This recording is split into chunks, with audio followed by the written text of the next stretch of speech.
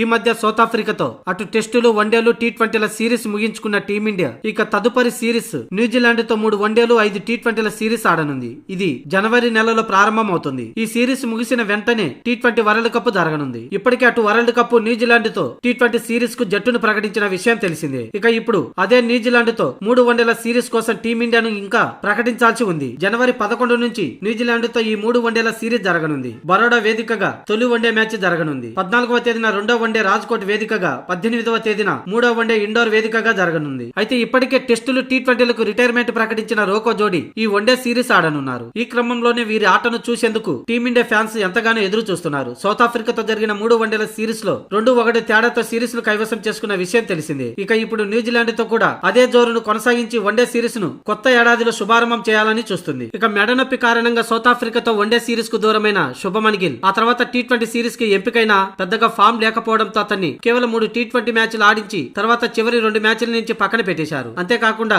T20 world cup కూడా అతన్ని ఎంపిక చేయలేదు. దీంతో న్యూజిలాండ్ తో 3 వన్డేల సిరీస్ కి ఎంపిక చేస్తారా లేదా అన్నది ఆసక్తికరంగా మారింది. అందుకే తన ఫామ్ ను నిరూపించుకునేందుకు విజయ్ హజారే ట్రోఫీ ఆడాలని గిల్ నిర్ణయించుకున్నాడు. ఈ నెల 24 నుంచి విజయ్ హజారే ట్రోఫీ ప్రారంభం కానుంది. ఇక న్యూజిలాండ్ తో 3 వన్డేల సిరీస్ కోసం కొత్త ఏడాది ఆరంభంలో టీమిండియా జట్టును ప్రకటించే అవకాశం ఉంది. విజయ్ హజారే ట్రోఫీలో శుభమన్ గిల్ తన ఫామ్ ను అందిపుచ్చుకుంటే వన్డేలకు అతన్ని సెలెక్ట్ చేస్తారు. లేదంటే అతన్ని పక్కన పెట్టే అవకాశం ఉంది. అప్పుడు కేఎల్ రాహుల్ ను కెప్టెన్ గా ఎంపిక చేసే అవకాశం ఉంది. సౌత్ ఆఫ్రికాతో 3 వన్డేల సిరీస్ కు కేఎల్ రాహుల్ కెప్టెన్ గా వ్యవహరించిన విషయం తెలిసిందే. దీంతో న్యూజిలాండ్ తో కూడా అతడే కెప్టెన్ గా ఉండే అవకాశం ఉంది. ఇక న్యూజిలాండ్ తో ఈ 3 వన్డేల సిరీస్ లో టీమిండియా స్క్వాడ్ ఎలా ఉండబోతుందో తెలుసుకుందాం. బ్యాటర్లుగా రోహిత్ శర్మ, యశస్వి జైస్వాల్, విరాట్ కోహ్లీ, రుతురాజ్ గైక్వాడ్ ఖాయం. ఒకవేళ ఈ వన్డే సిరీస్ కు శుభమన్ గిల్ ఎంపిక కాకపోతే తిలక్ వర్మకు ఛాన్స్ రానుంది. ఇక వికెట్ కీపర్ గా కేఎల్ రాహుల్, ధ్రువ్ జురేల్, రిషబ్ పంతులు ఖాయం. ఇక ఆల్రౌండర్ల విషయానికి వస్తే వాషింగ్టన్ సుందర్, రవీంద్ర జడేజా, నితీష్ కుమార్ రెడ్డిలకి సెలెక్టర్ల అవకాశం ఇవ్వనున్నారు. అయితే హార్దిక్ పాండ్యాకు రెస్ట్ ఇచ్చే అవకాశంగా కనిపిస్తుంది. ఈ మధ్య గాయం నుంచి కోలుకున్న అతను రాబోయే టీ20 వరల్డ్ కప్ కోసం అలాగే న్యూజిలాండ్ తో టీ20 సిరీస్ ఉన్న నేపథ్యంలో